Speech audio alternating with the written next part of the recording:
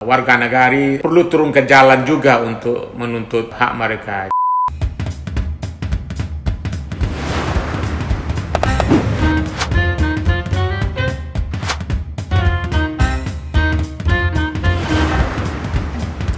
Assalamualaikum warahmatullahi wabarakatuh.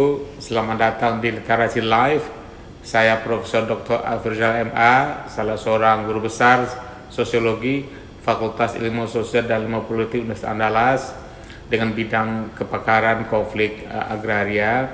Kali ini kita akan membahas mengenai konflik tanah di Sumatera Barat.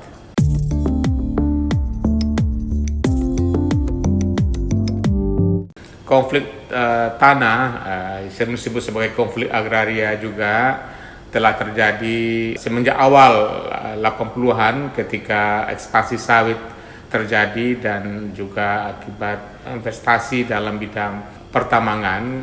Di satu sisi pemerintah menetapkan kawasan hutan tanpa konsultasi dengan masyarakat adat.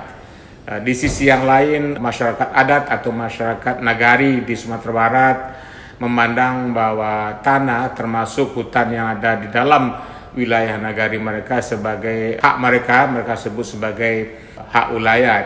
Lalu kemudian pemerintah menyerahkan kawasan areal atau kawasan hutan itu kepada perusahaan, pada awalnya kepada perusahaan pemegang HPH, hak pengelolaan hutan, kemudian kepada perusahaan perkebunan kelapa sawit. Nah, ketika perusahaan-perusahaan mulai menggarap lahan itu, lalu terjadilah gelombang protes di Sentario, Sumatera Barat, memprotes perusahaan-perusahaan karena mereka menganggap mengambil alih secara paksa tidak sah tanah hak ulayat mereka. Saya kira itu penyebab yang utama yang penting. Di samping itu, konflik agraria, konflik tanah di Sumatera Barat juga diakibatkan oleh janji-janji kebun plasma oleh perusahaan kelapa sawit dan juga oleh pemerintah, tidak direalisasikan oleh perusahaan dan oleh pemerintah. Nah, setelah perusahaan berproduksi, setelah sawit panen, nah sawit kebun plasma juga belum diserahkan. Akibatnya terjadi gelombang protes berikutnya menuntut kebun plasma untuk direalisasikan. Saya kira itu penyebab utama konflik tanah yang banyak terjadi di Sumatera Barat.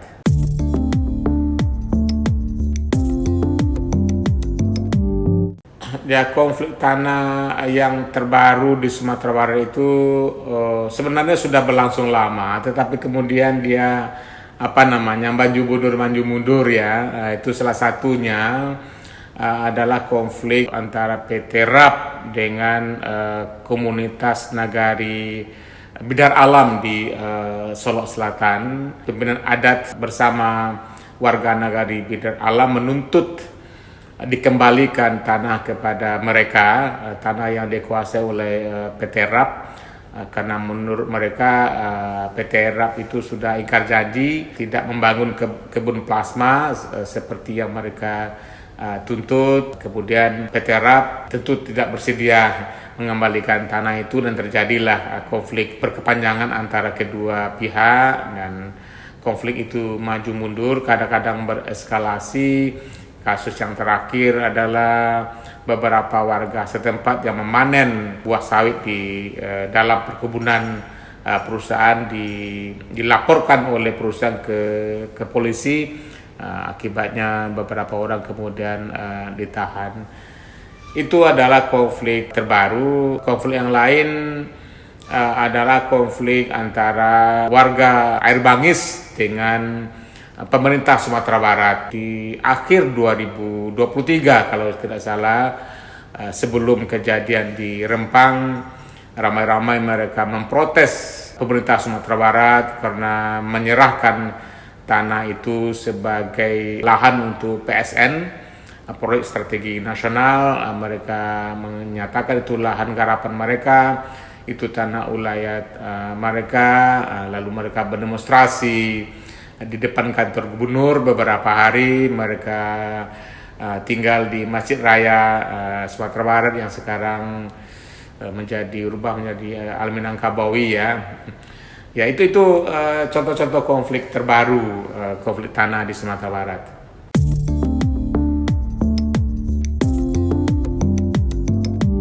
hak mereka itu adalah hak adat.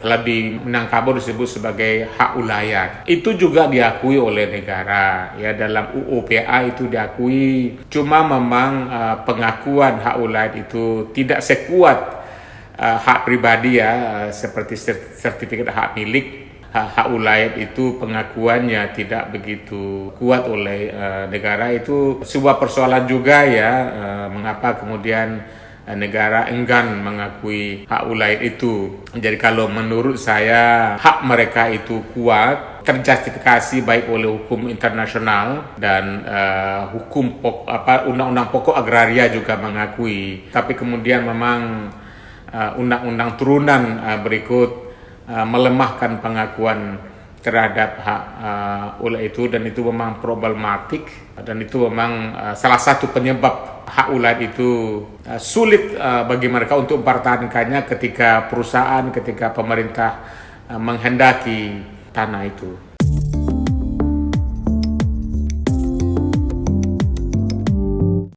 Pemerintah daerah Provinsi Sumatera Barat, terutama pemerintah kabupaten, telah berusaha untuk menyelesaikan konflik tanah yang terjadi di kabupaten mereka masing-masing. Di Kabupaten Agam mereka membentuk tim fasilitasi penyelesaian konflik tanah. Di Kabupaten Solok Selatan juga akhir-akhir ini telah membentuk tim penyelesaian konflik sosial secara umum ya, tapi saya kira juga termasuk konflik tanah. Tapi hasilnya belum menggembirakan. Banyak konflik tanah yang diminta pemerintah daerah untuk menyelesaikan belum berhasil diselesaikan oleh pemerintah daerah, dan akibatnya warga nagari perlu turun ke jalan juga untuk menuntut hak mereka.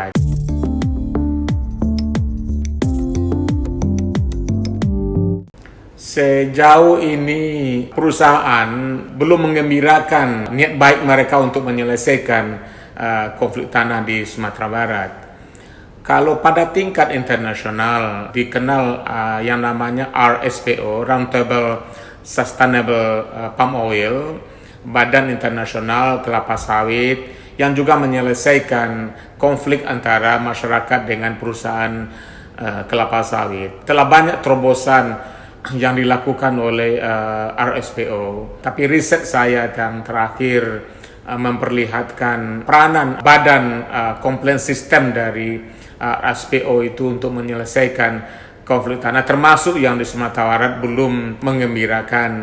Nampak di situ kesulitan RSPO juga akibat dari keengganan perusahaan untuk menyelesaikan konflik secara baik dengan masyarakat nagari ya. Jadi menyebabkan konflik berlangsung lama. Saya kira keperluan perusahaan juga untuk menyelesaikan konfliknya secara baik ya. Pasar, CPO, badan-badan internasional pasti senang dengan perusahaan yang secara baik menyelesaikan konfliknya dengan masyarakat nagari di Sumatera Barat.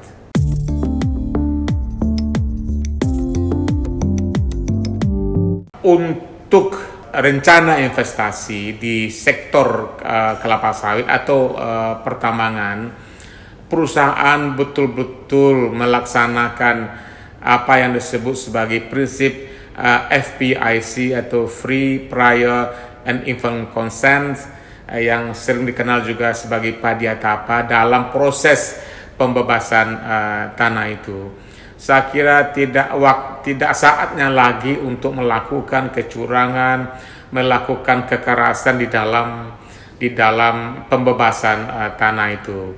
Perusahaan harus mengakui hak-hak, baik hak legal maupun hak adat. Saya kira dengan cara begitulah penggunaan hak adat atau hak ulayat untuk investasi tidak menimbulkan masalah. Itu satu sisi. Yang kedua, diperlukan untuk memperbarui peraturan perundang-undangan sehingga sampailah peraturan itu betul-betul menghargai hak-hak adat atau hak ulayat itu. Saya kira itu secara sosiologi yang perlu dilakukan. Di samping itu, kapasitas pemerintah daerah atau kapasitas tim-tim resolusi konflik yang telah dibentuk tadi perlu terus ditingkatkan dengan pejabat-pejabat pemerintah yang duduk di dalam tim itu perlu mengikuti pelatihan-pelatihan resolusi konflik atau pelatihan mediasi konflik. Tentu juga perlu mengenal dinamika konflik agraria di Sumatera Barat secara umum.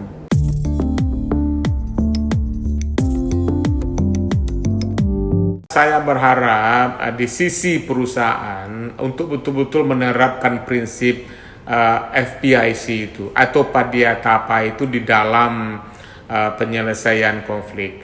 Di sisi yang lain, saya betul-betul berharap kepada pemerintah untuk meningkatkan kapasitas tim-tim penyelesaian konflik yang telah dibentuk, kepada masyarakat hukum adat untuk konsisten dalam berjuang, jangan mengalih-alihkan isu, kemudian untuk menjaga kekompakan, jangan mudah terpecah. Hari ini sangat menyedihkan ya, kan juga terpecah, pimpinan adat juga terpecah, ada kan tandingan, ada nenek mama tandingan, itu memperburuk keadaan. Ke depan saya berharap ketiga hal ini dilakukan secara baik. Insya Allah dengan cara begitu investasi di atas tanah ulayat tidak menimbulkan persoalan ke depannya.